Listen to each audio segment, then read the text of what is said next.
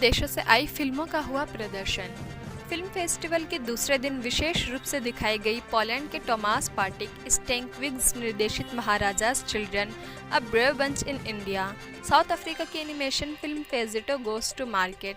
हन्ना बेकम बाबेतोवा निर्देशित एनिमेशन फिल्म एंड्रयूज शाज डायरी। जर्मनी की लोरा लेहमुज निर्देशित feature fiction film the sweet disaster. France के अमरतेई आर्मर निर्देशित शॉर्ट फिक्शन फिल्म सुट्सुए। ऑस्ट्रेलिया से जॉन ह्यूज निर्देशित पीस पिलग्रिम्स और हांगकांग से यानियान निर्देशित साउंड ऑफ साइलेंस। प्रदर्शित होने वाली भारतीय फिल्मों में राजा घोष निर्देशित चाबीवाला, तपेन नटम की 14 मिनट लंबी बॉर्म, एलन डे लांगो और आयशा राव की short animation film voices from the cage और एमी बरुआ की short documentary film screaming butterflies खास रही। Maharaja's children a brave bunch in India film का भारत से है खास कनेक्ट। पोलैंड का भारत से क्या कनेक्ट रहा है, भारतीय दर्शकों के लिए ये फिल्म ज़रूरी और अहम क्यों है, कई ऐसे रोचक प्रश्नों के इर्द गिर्द बातचीत हुई। जहां पोलैंड की film Maharaja's children a brave bunch in India को लेकर फिल्म की क्रिएटिव प्रोड्यूसर और स्क्रीन राइटर मोनिका कोवालेस्को, सुजुमोवस्का, डॉक्यूमेंट्री फिल्म मेकर चंद्रशेखर और जयपुर इंटरनेशनल फिल्म फेस्टिवल के फाउंडर हनु रोज़ मीडिया से मुखातिब हुए। मोनिका बताती हैं कि ये फिल्म एक वेब डॉग फॉर्मेट में बनाई गई है जो बच्चों से कम्युनिकेट करती है और उन्हें बांधे रखती है, जो बिल्कुल नया कॉन्सेप्ट है। मोनिका ने कहा कि भारत की दृष्टि से ये फिल्म बहुत महत्वपूर्ण है, जो दर्शाती है कि कैसे वर्ष 1942 में यहाँ के महाराजा ने पोलैंड की सहायता की। ये भारतीयों की दयालुता को दिखाती है और ये संदेश अधिकाधिक लोगों तक पहुँचना चाहिए। ये फिल्में जिन स्कूलों में दिखाई जाएंगी उनके नाम हैं Jayshree Pediwal school, Delhi public school, Sanskar school, dolphins high school, Maheshwari public school, Ryan international school, Subodh public school और भाभा पब्लिक स्कूल। हमारे चैनल को सब्सक्राइब करें और बेल आइकन का बटन ज़रूर दबाएं।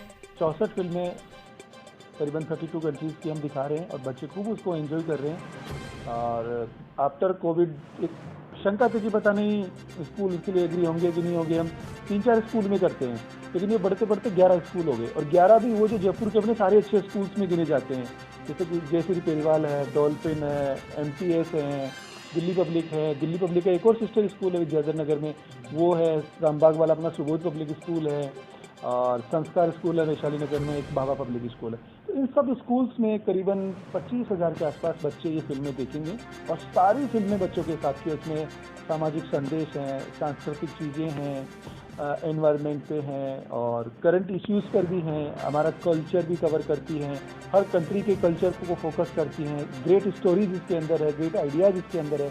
तो इन 3 दिनों तक बच्चे एंजॉय करेंगे। और मैं मोनिका को सन 2017 से जानता हूँ, जब ये पहली बार मुझे जयपुर फिल्म फेस्टिवल में मिली थी। जयपुर फेस्टिवल में आ चुकी है। हाँ, और मैं खुद कई बार पोलैंड जा चुका हूँ।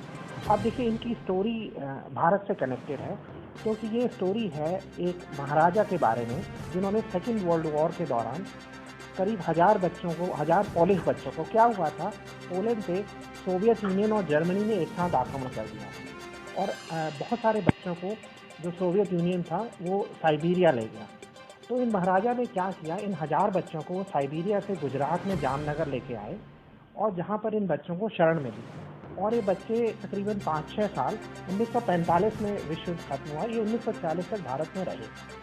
तो ये जो फिल्म है, ये बेसिकली इन बच्चों की नज़र से उस समय को देखने की कोशिश है। जनरली क्या चीज़ होती है, हम इतिहास देखते हैं जो जीता है उसके पर्सपेक्टिव से, यहाँ पे बच्चों के पर्सपेक्टिव से, चिल्ड्रन के पर्सपेक्टिव से उस समय को देखा जा रहा है। और तो अभी रिसेंटली क्या हुआ है, ये स्टोरी बहुत इम्पॉर्टेंट है इंडियंस के लिए कि कैसे गुलाम देश होते हुए भी उन्होंने एक दूर के देश के बच्चों को सपोर्ट किया, क्योंकि उस समय भारत आज़ाद नहीं था। तो ये स्टोरी बहुत इम्पॉर्टेंट है और एज अ हिंदुस्तानी हमें इस स्टोरी के बारे में पता होना चाहिए, खासकर ऐसे समय में जब हम ग्लोबल लेवल पे कर रहे हैं। और अभी रिसेंटली क्या हुआ, जब यूक्रेन में युद्ध हुआ तो बहुत सारे हिंदुस्तानी बच्चे जो वहाँ पे पढ़ रहे थे वो पोलैंड के रास्ते भारत आए। तो वो पोलैंड का एक तरीका था जो 40 के दशक में हिंदुस्तान ने किया पोलैंड के लिए, उसको थैंक यू कहने के लिए। अब मोनिका का ये आइडिया है, क्योंकि मोनिका को लगा ये इंडिया एक इम्पॉर्टेंट देश है और बेसिकली स्टोरी को बताना चाहिए। अब ये बहुत नए फॉर्मेट है डॉक्यूमेंट्री का, ये ऑनलाइन डॉक्यूमेंट्री है। इसमें क्या है, बच्चे सीखेंगे कि द्वितीय विश्व युद्ध में क्या हुआ, और आज इनकी फिल्म स्कूल में भी दिखाई गई, जहाँ पे बच्चों ने पोलैंड के बारे में पूछा, और हमने एक बच्चे से हम मिले भी जो पोलैंड जा चुका था। तो ये एक अवेयरनेस के बारे में है, जो इंडिया के बारे में, जो हमारी यंग जनरेशन और बच्चों को पता होना चाहिए। और ये इस फिल्म के बारे में ये किताब भी लिख रही हैं, वो बुक अगले कुछ टाइम में आ जाएगी। और इनका ये मानना है कि हर हिंदुस्तानी को इस स्टोरी के बारे में पता होना चाहिए। तो what is this press conference about?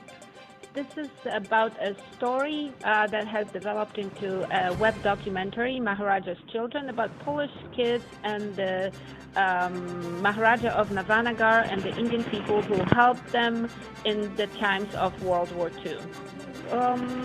I am the script writer and creative producer. The director is Thomas Stankiewicz. He's been to Jaipur because it all started in Jaipur. Zofia Prangowska is another producer.